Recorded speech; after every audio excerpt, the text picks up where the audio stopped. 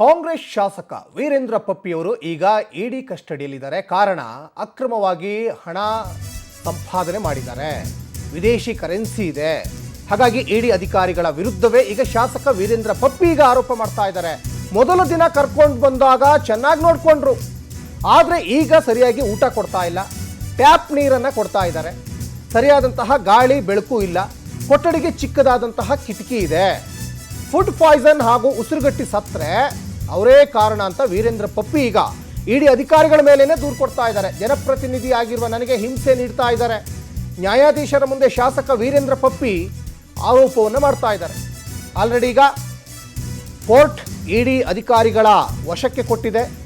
ಸಾಕಷ್ಟು ವಿಚಾರಣೆಯ ಹಿನ್ನೆಲೆಯಲ್ಲಿ ಇಡಿ ಅಧಿಕಾರಿಗಳು ಅವ್ರನ್ನ ವಶಕ್ಕೆ ಪಡ್ಕೊಂಡಿರೋದ್ರಿಂದ ಈಗ ಸರಿಯಾಗಿ ನನಗೆ ಊಟ ಸಿಗ್ತಾ ಇಲ್ಲ, ಸರಿಯಾದಂಥ ಗಾಳಿ ಬೆಳಕು ಇಲ್ಲದ ಕೊಠಡಿ ಇದೆ, ಆ ಕೊಠಡಿಯಲ್ಲಿ ಸರಿಯಾದಂಥ ಕಿಟಕಿ ಇಲ್ಲ, ಫುಡ್ ಪಾಯ್ಸನ್ ಆದರೆ ಅದಕ್ಕೆ ಇಡಿ ಅಧಿಕಾರಿಗಳೇ ಕಾರಣ ಅಂತ ಶಾಸಕ ವೀರೇಂದ್ರ ಪಪ್ಪಿ ಈಗ ಆರೋಪ ಮಾಡ್ತಾ ಇದ್ದಾರೆ.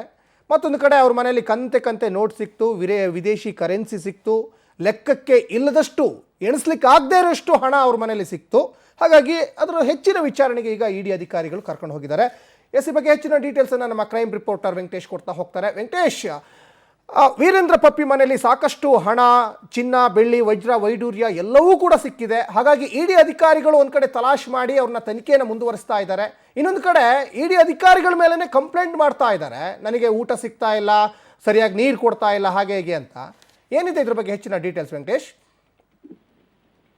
ಸಚಿನ್, ಅಕ್ರಮವಾಗಿ ಹಣ ದಂಧೆ ಹಾಗೂ ಏನು ಬೆಟ್ಟಿಂಗ್ ಆಪ್ಗಳ ಮೂಲಕ ಹಣವನ್ನ ವರ್ಗಾವಣೆ ಮಾಡಿರುವಂತಹ ಆರೋಪದ ಹಿನ್ನೆಲೆಯಲ್ಲಿ ಶಾಸಕ ವೀರೇಂದ್ರ ಪಪ್ಪಿಯ ನಿವಾಸ ಹಾಗೂ ಅವರಿಗೆ ಸೇರಿದಂತಹ 17 ಕಡೆ ದಾಳಿಯನ್ನ ಮಾಡಿ ಅವರನ್ನ ವಶಕ್ಕೆ ಪಡೆಯಲಾಗಿತ್ತು. ಅಂದ್ರೆ ಅವರ ಮನೆಯಲ್ಲಿ ಸುಮಾರು 12 ಕೋಟಿ ನಗದು ಸೇರಿದಂತೆ 25 ಕೋಟಿಗೂ ಹೆಚ್ಚಿನ ಒಂದು ಚಿರಾಸ್ತಿಗಳು ಕೂಡ ಎಲ್ಲವನ್ನು ಕೂಡ ಇಡಿ ಅಧಿಕಾರಿಗಳು ವಶಕ್ಕೆ ಪಡೆದಿದ್ರು.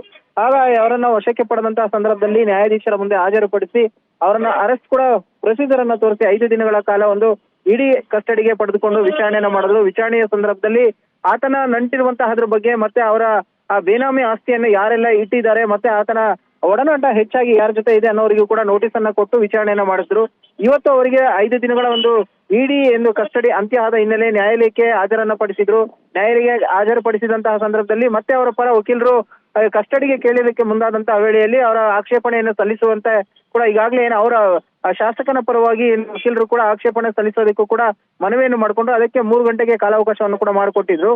ಈ ಸಂದರ್ಭದಲ್ಲಿ ನ್ಯಾಯಾಧೀಶರು ಕೇಳಿದಂತಹ ವೇಳೆಯಲ್ಲಿ ಘಟನೆಗೆ ಸಂಬಂಧಪಟ್ಟಂತೆ ಶಾಸಕ ಪಪ್ಪಿ ಅವರು ಕೂಡ ಇಡಿ ಅಧಿಕಾರಿಗಳು ನನಗೆ ಹಿಂಸೆಯನ್ನ ಕೊಟ್ಟರು, ಅದೊಂದು ಕೊಠಡಿ ಒಳಗಡೆ ಕೂಡಾಕಿ ನನಗೆ ಚಿತ್ರ ಹಿಂಸೆಯನ್ನ ಕೊಟ್ಟರು, ಕುಡಿಯೋದಕ್ಕೆ ನೀರನ್ನ ಕೊಡ್ಲಿಲ್ಲ, ಸರಿಯಾದಂತ ಗಾಳಿ ಬೆಳಕು ಇಲ್ಲ, ಊಟದ ವ್ಯವಸ್ಥೆ ಇರ್ಲಿಲ್ಲ, ಅಲ್ಲಿ ಫುಡ್ ಪಾಯ್ಸನ್ ಆಗಿ ಏನಾದ್ರೂ ನಾನು ಸತ್ರೆ ಅಕಸ್ಮಾತ್ ಅದಕ್ಕೆ ಅವರೇ ಕಾರಣ ಅನ್ನುವಂತ ರೀತಿಯಲ್ಲಿ ಕೂಡ ಆರೋಪವನ್ನ ಮಾಡಿದ್ರು. ಆಗ ನ್ಯಾಯಾಧೀಶರು ಕೂಡ ಹೌದು, ಏನಾದ್ರೂ ಹೆಚ್ಚು ಕಡಿಮೆ ಆದ್ರೆ ಅದಕ್ಕೆ ಅವರೇ ಕಾರಣ ಅಂತಾನು ಕೂಡ ಆ ಒಂದು ನಗುಮುಖದಿಂದಲೇ ಒಂದು ಉತ್ತರವನ್ನು ಕೂಡ ಕೊಟ್ಟರು.